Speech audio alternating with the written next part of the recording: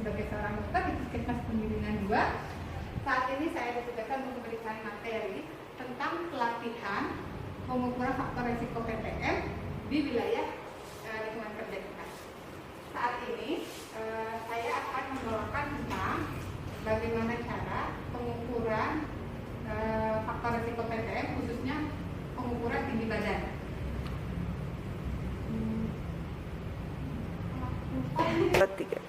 Oke, tujuan dari pelatihan ini agar ibu semua tahu bagaimana cara mengukur tinggi badan secara baik dan aman. Oke, sekarang sebelum saya masuk materi, saya pengen buat semangat dulu ya. Ibu hari ini semangat? Semangat. Oke, duduk saya ya.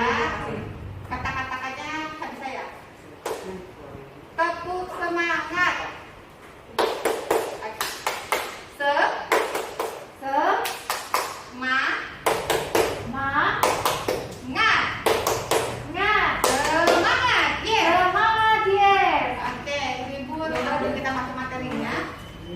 Saya ingin bertanya pada ibu, apa itu faktor resiko penyakit tidak menular?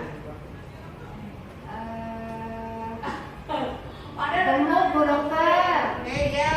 Terus Jarang olahraga. betul, gabung banget Bu. Gemuk, kata kuncinya gemuk ya. Gimana kita tahu itu bahwa dia bertubuh gemuk atau enggak? Makanya kita harus mengukur tinggi badan dan juga berat badan. Tapi kali ini kita akan mengukur tinggi badannya dulu aja. Yang harus kita siapkan dalam pelatihan pengukuran tinggi badan ini adalah alat untuk pengukur badan yang bisa ibu-ibu dapat nanti ya, itu nanti ditempel di tembok, lalu teknik cara untuk melakukan pengukuran tinggi badan. Sebelumnya saya ingin mempraktekkan terlebih dahulu agar ibu-ibu bisa lebih paham lagi. Mari Bu. Ini ya, ini namanya alat pengukur badan. Pastikan pada saat mau mengukur tidak memakai alat kaki dulu ya Bu. Dilepas ya, supaya kita dapat mengukur dengan benar. Bu, silakan naik, menghadap ke depan. Lalu badannya tegak dan sandarkan, kepalanya tegak. Oke, pandangannya lurus ke depan ya Bu. Lalu kita turunkan alat pengukurnya, mulut kita buka. Sudah selesai, ibu boleh turun. Oke, ibu sebelum kita masuk materinya. Saya ingin bertanya pada ibu, apa itu faktor resiko penyakit tidak menular? Gemuk, Bu Dokter. Ya. Terus Jarang olahraga. betul, gabung banget Bu. Gemuk, kata kuncinya gemuk ya. Gimana kita tahu itu bahwa dia bertubuh gemuk atau enggak? Makanya kita harus mengukur tinggi badan dan juga berat badan. Tapi kali ini kita akan mengukur tinggi badannya dulu aja. Yang harus kita siapkan dalam pelatihan pengukuran tinggi badan ini adalah alat untuk pengukur badan yang bisa ibu-ibu dapat nanti ya, itu nanti ditempel di tembok, lalu teknik cara untuk melakukan pengukuran tinggi badan. Sebelumnya saya ingin mempraktekkan terlebih dahulu agar ibu-ibu bisa lebih paham lagi. Mari Bu. Ini ya, ini namanya alat pengukur badan. Pastikan pada saat mau mengukur tidak memakai alat kaki dulu ya Bu. Dilepas ya, supaya kita dapat mengukur dengan benar. Bu, silakan naik, menghadap ke depan. Lalu badannya tegak dan sandarkan, kepalanya tegak. Oke, pandangannya lurus ke depan ya Bu. Lalu kita turunkan alat pengukurnya, mulut kita buka. Sudah selesai, ibu boleh turun. Lalu kita baca di sini hasil ibu adalah 157 cm,5. Silakan duduk ibu. Oke, setelah kita melakukan itu semua, nanti ibu-ibu akan melakukan juga bersama timnya untuk ibu-ibu yang kader yang lainnya ya, saling mengukur untuk melihat dan lebih pasti lagi. Mudah-mudahan cara pengukuran tinggi badan ini dapat ibu pakai pada saat posyandu nanti ke depannya. Begitu ya Bu. Sudah dapat dimengerti ya Bu? Sudah mengerti ya? Mengerti. Oke, sebelum saya akhiri saya pengen tanya lagi nih. Ibu kader semua, apa yang harus kita perhatikan dalam pengukuran tinggi badan? Tidak boleh pakai alat sepatu. Betul. Badannya harus tegak, Ya. menghadap ke depan. Terus badannya menempel di tembok atau di ukuran tinggi badan. Oke, badannya menempel pada pengukuran atau tembok yang akan ada pengukur ya Bu. Alhamdulillah ya Bu, semuanya sudah tersampaikan. Mudah-mudahan pelatihan singkat ini dapat dibawa dan bermanfaat pada posyandu-posyandu yang akan diselenggarakan nantinya. Wassalamualaikum warahmatullahi wabarakatuh. Waalaikumsalam warahmatullahi wabarakatuh. Selamat siang ibu-ibu kader sekalian. Selamat siang Bu. Selamat datang di pelatihan pengendalian faktor risiko PTM bagi kader Posbindu di wilayah kerja. Perkenalkan, nama saya Dr. Hedi Purnamasari dari Puskesmas di wilayah 1 Elok. Hari ini saya akan memandu jalannya pelatihan hari ini. Gimana kabarnya ibu-ibu sekalian? Baik Bu. Sebelumnya biar semangat, kita tepuk semangat ya. Semangat, semangat, ya, semangat. Semangat. Ya, hari ini saya akan memberikan materi tentang pemeriksaan faktor resiko PTM, terutama pemeriksaan tekanan darah, di mana tujuan dari pelatihan ini adalah ibu-ibu kader nantinya mampu untuk dapat melakukan pemeriksaan khususnya tekanan darah. Ibu-ibu, sebelumnya kita harus tahu ya alat dan bahan dan teknik cara pemeriksaannya, yaitu kita awalnya mempersiapkan alat. Apa alat? Kalau untuk alat tensi namanya apa? Pensi Bu. Tensimeter ya. Kebetulan di sini ibu kader sudah pernah mungkin ya sudah pernah melakukan pemeriksaan ini ya. Ada yang sudah pernah, ada yang belum? Sudah, ya baik. Sebelumnya apa sih tujuan dari kita melakukan pemeriksaan tekanan darah ini? Untuk apa ya ibu-ibu ya? Ada yang tahu nggak? Ibu? Buat tahu tensi Bu. Buat Ya. tahu tensi kita. Ya, supaya kita bisa deteksi dini penyakit yang disebut penyakit hipertensi ya. Nah, mungkin akan kita lakukan. Ibu mungkin bisa bantu saya ya Bu. Kita langsung saja teknik pelaksanaannya. Ya, silakan duduk sebelah sini. Ya. Pertama-tama kita siapkan alat tensimeter. Kita pastikan bahwa baterainya masih bekerja dengan baik ya. Ya, nah seperti ini berarti dia ada baterainya ya. Lalu disiapkan juga manset ya. Yang harus diperhatikan lagi yaitu pasiennya harus duduk dengan rileks ya. Lalu disiapkan lengan yang akan dilakukan pemeriksaan tensi. Jika memungkinkan, ini akan digulung supaya manset menempel langsung pada kulit. Tapi jika tidak memungkinkan, pastikan saja dia tidak tebal ya. Lalu kita lakukan pemeriksaan 2 jari di atas lipatan siku ya. Nah, setelah dipasang, minta pasien untuk rileks, lalu kita akan menekan tombol start supaya tensi dimulai seperti ini ya.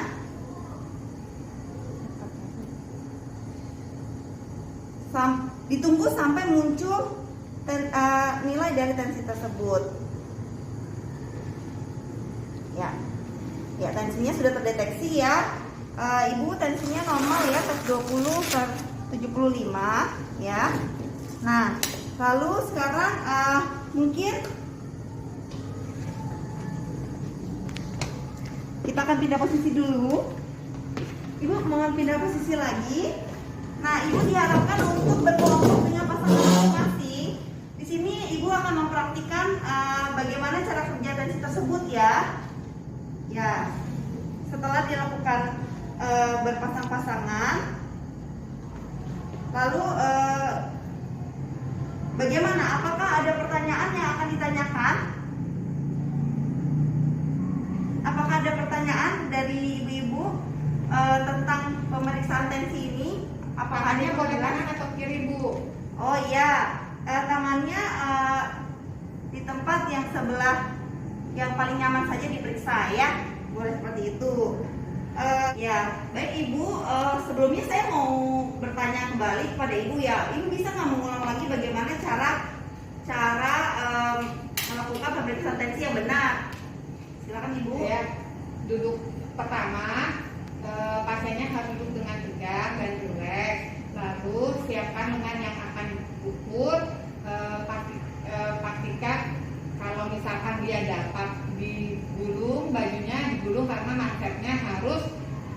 rata pada kulit, tapi kalau tidak bisa tidak apa-apa asal tidak tebal. Pastikan tensinya, baterainya bagus, tidak lemah. Lalu tempelkan manset 2 jari di atas lekuk siku dalam. Lalu setelah itu nyalakan tensi, ditunggu sampai hasilnya keluar. Ya baik, terima kasih Ibu ya. Selain itu ada lagi? Tidak Bu. Ya. Apakah ada kesulitan selama ini dalam melakukan tensi di wilayah kerja ibu-ibu sekalian? Ya itu Bu, kadang-kadang suka error. Oh iya, suka error ya? Ya baik. Kalau begitu semoga hari ini kita dapat berguna ya bagi pemeriksaan selanjutnya. Semoga ibu-ibu mengerti dan paham betul teknik pemeriksaan tensi darah seperti itu. Jika ada kendala di lapangan boleh menghubungi saya Dr. Hedi sebagai PJPTM. Baik Ibu, terima kasih untuk kehadirannya. Tetap semangat demi menyehatkan Indonesia.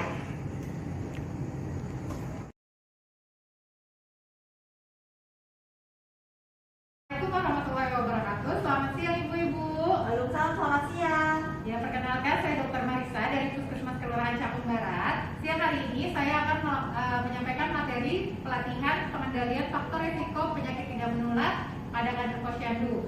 Di mana materi kita nanti adalah edukasi pencegahan dan pengendalian faktor risiko PTM ya ibu-ibu ya. Ibu-ibu, bagaimana kabarnya hari ini?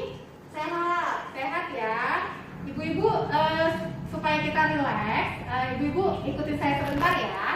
Kalau kau suka hati bilang oke. Oke. Kalau kau suka hati bilang oke. Oke. Kalau kau suka hati mari kita lakukan. Kalau kau suka hati bilang oke. Oke.